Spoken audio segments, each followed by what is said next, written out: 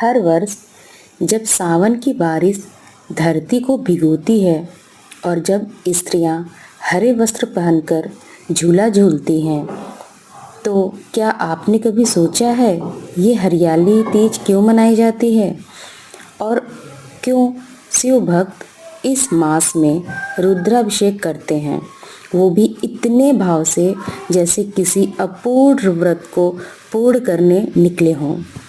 बहुत समय पहले माँ पार्वती, तब वो केवल हिमालय की पुत्री थीं।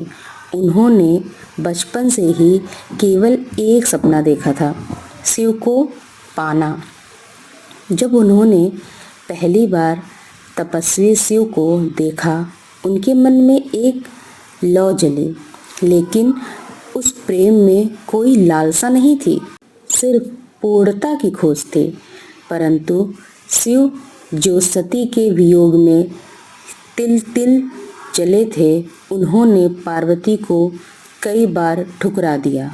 मैं वैरागी हूँ, मैं तुम्हारा नहीं हो सकता, शिव ने कहा। लेकिन पार्वती ने हार नहीं मानी। उन्होंने हिमालय की गुफाओं में सालों तक कठोर तप किया, पत्ते छोड़ दिए, फिर जल, फिर वायु, यहाँ तक कि निर्जला तप में उतर गईं। एक दिन उनका शरीर हड्डी मात्र रह गया और उसी दिन उन्होंने शिव जी से प्रार्थना की, अगर मेरी भक्ति में एक भी रत्ती सच्चाई है तो मुझे या तो मृत्यु मिले या आप।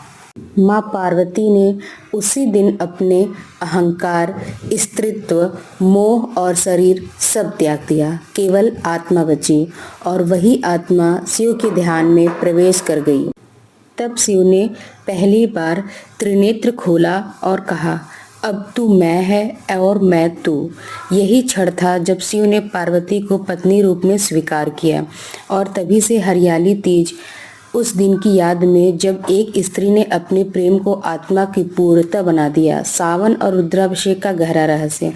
उसी दिन के बाद से माँ पार्वती ने शिव के एक वचन लिया, जब भी सावन आएगा स्त्रियां व्रत करेंगी और पुरुष रुद्राभिषेक करेंगे, ताकि आपके भीतर की आग शांत रहे और मेरा प्रेम हमेशा आपके सहिष्णुता रहे।